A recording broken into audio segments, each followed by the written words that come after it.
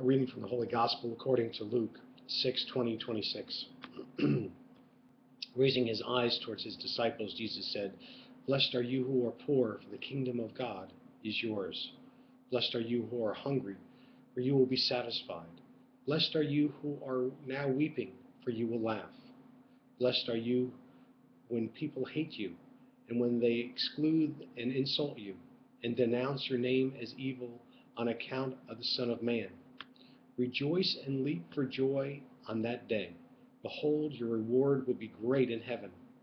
For their ancestors treated the prophets in the same way. But woe to you who are rich, for you have received your consolation. Woe to you who are filled now, for you will be hungry. Woe to you who laugh now, for you will grieve and weep. Woe to you when all speak well of you, for their ancestors treated the false prophets in this way." The word of the Lord. Good morning.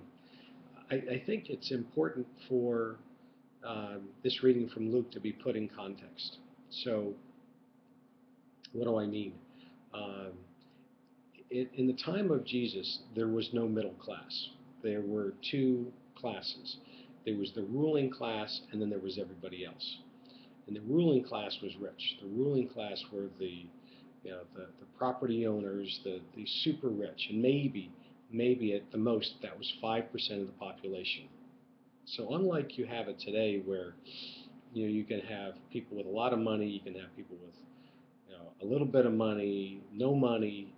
There were just two completely different classes, and the vast majority, 90-95% of the people, were these very poor people. And the rich were not inclined to give to the poor. That's not how it was. It was not an environment where people were philanthropic and they gave back and they gave to the church. They just didn't do any of that. They kept it for themselves. People had slaves. It was a very different world. And the reason that I bring that up is you could read this reading from Luke and say, well, that means that I can't go to heaven because we have some level of affluence.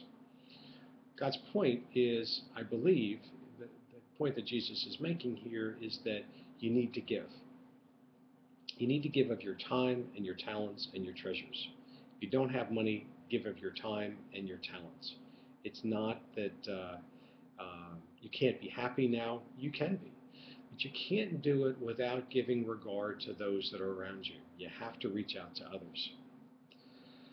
Another point that I think that's interesting here is unfortunately we're seeing history repeat itself, where those of us who are followers of Jesus Christ are finding ourselves persecuted in a great way in the current environment. The reality is that Catholics, especially Christians, are being persecuted for our values and for our beliefs. And this is another thing that Jesus is pointing out. He says, you're going to be persecuted. In my name, you will be persecuted. And it's heartbreaking. And I'm sorry that we live in a day and a time, unlike our grandparents' generation, where Christians were the majority and revered. We're going back to a time where we're insulted, we're offended, and that seems like that's socially acceptable. That's okay.